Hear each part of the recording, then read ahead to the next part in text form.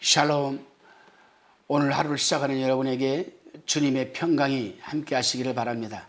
오늘은 신명기 32장 1절로 52절의 말씀을 나눕니다. 신명기 32장은 모세의 노래라는 제목이 붙어있는 말씀입니다.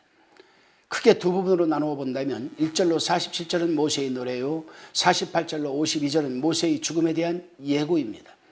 먼저 1절로 43절은 내용이 시적이고 함축적이며 직접적인 표현들로 인해 한 절 한 절 깊이 묵상하게 하지만 내용을 통해 중요하게 깨닫게 되는 것은 내용의 중심에 하나님께서 살아계시다는 사실입니다.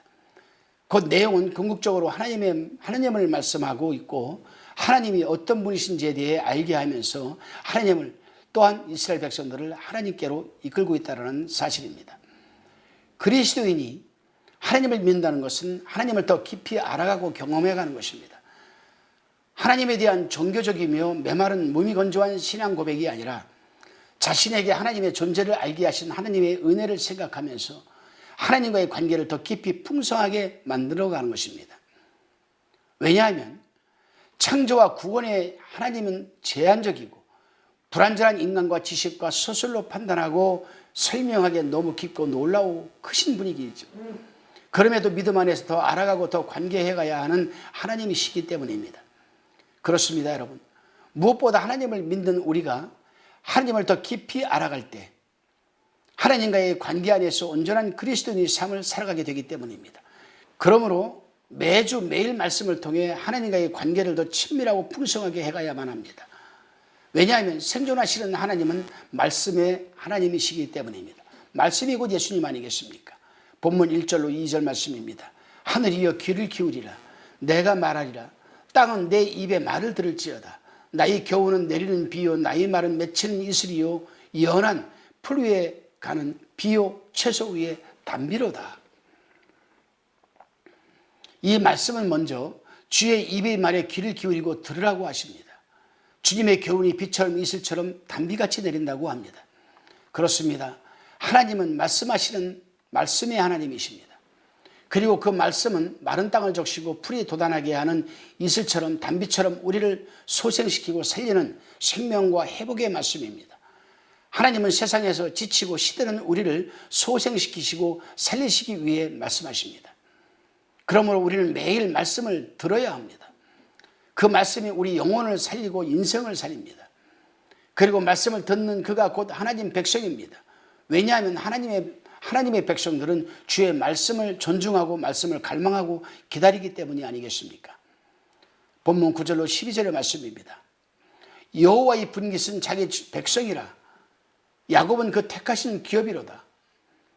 여호와께서 그를 황무지에서 짐승이 부르짖는 광야에서 만나시고 호위하시며 보호하시며 자기 눈동자같이 지키셨도다. 마치 독수리가 그 보금자리를 어지럽게 하며 그 새끼 위에 너풀거리며 그 날개를 펴 새끼를 받으며 그 날개 위에 그것을 엎는 것 같이 여호와께서 홀로 그들을 인도하셨고 함께할 다른 신이 없었도다. 말씀하시는 하나님은 매일 말씀하시는 하나님이십니다. 하나님은 매일 말씀하십니다. 특히 3위 결정적인 시기에는 더 선명하고 생생한 목소리로 주의 백성들에게 말씀하십니다.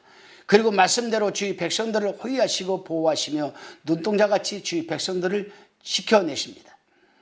독수리가 그 큰 날개로 자기 새끼를 보호함같이 주의 백성들을 품고 안전한 곳으로 인도하십니다. 그러므로 내게 구원과 성취의 말씀을 주신 하나님께 감사하고 의심 없이 말씀과 함께 살아가야 합니다. 말씀에 자신의 삶을 위탁해야 하는 것입니다. 그럼에도 그렇지 못한 것이 언제나 죄짓는 성향을 가진 인간의 속성이며 또한 습성입니다. 너무 쉽게 하나님의 은혜를 잊고 하나님께로부터 돌아섭니다. 하나님을 등진 채 세상의 신들을 경배합니다. 말씀을 놓칩니다. 돈을 신으로 여기고 외형을 신으로 여기고 권력을 신으로 여기고 그것들을 하나님이 자리에 올려놓기까지 합니다. 그리고 그것들로 죄짓기를 서슴지 않습니다. 사람의 생명과 존엄성을 무시한 채 어둠 속에서 온갖 악행을 저지릅니다. 그리고 결국은 스스로 하나님의 무서운 심판을 불러드립니다. 본문 21절로 23절 말씀입니다. 그들이 하나님이 아닌 자로 나의 질투를 일으키며 그들이 허무한 것으로 나의 진노를 격발하였으니 나도 백성이 되지 아니한 자로 그들이 시기나게 하며 우준한 민족으로 그들이 분노를 격발하리로다. 내 분노의 불이 일어나서 음부 깊은 곳까지 사리며 땅의 그 소산을 삼키며 산들이 티도 붙게 하는도다. 내가 재앙을 그들을 위해 쌓으며 나의 살을 다하여 그들을 쏘리로다.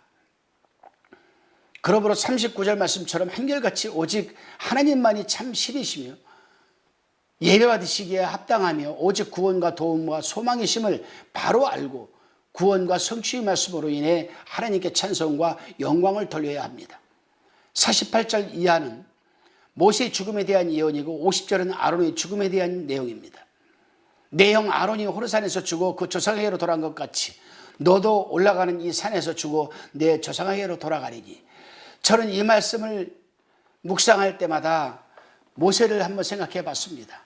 지금 모세는 산에 올라가고 있는데 하나님께서 네가 지금 올라가는 이 산에서 너는 죽을 것이다. 이 말을 들었을 때 모세의 심정은 어땠겠습니까? 올라가고 싶은 마음이 없었을 것입니다. 아마 저는 뒤로 돌아서 내려왔을 것 같아요.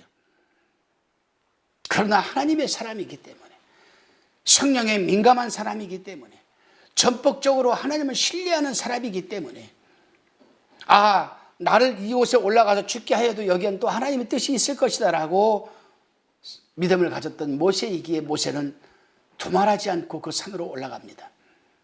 결국 모세는 가나안 땅에 들어가지 못했습니다. 멀리서 맞은편에서 바라보기만 했습니다. 하나님의 약속의 땅 가나안은 젖과 꿀이 흐르는 기름진 땅입니다. 그러나 가나안이 아무리 좋아도 천국과는 비교되지 않습니다. 가나안이 아무리 좋아도 천국이 되지는 못합니다. 우리가 세상을 살고 싶은 곳과 집을 그림의 떡처럼 멀리서 바라볼 수 있습니다. 남의 이야기로 끝날 수도 있습니다. 그러나 우리가 비록 세상에서 좋은 것들을 맞은편에서만 바라보았을지라도 세상 떠나는 날 하나님의 천국을 맞은편에서 바라보아서는 결코 안 됩니다.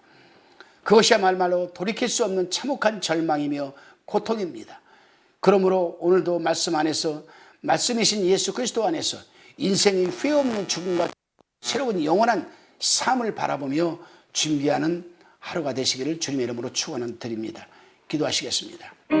살아계신 하나님, 우리가 예수 그리스도 안에서 인생의 후회 없는 죽음과 천국에서의 영원한 삶을 준비하며 사는 오늘 하루가 되게 하여 주옵소서. 믿사옵고 감사드리며 예수 그리스도 이름으로 기도드리옵나이다. 아멘.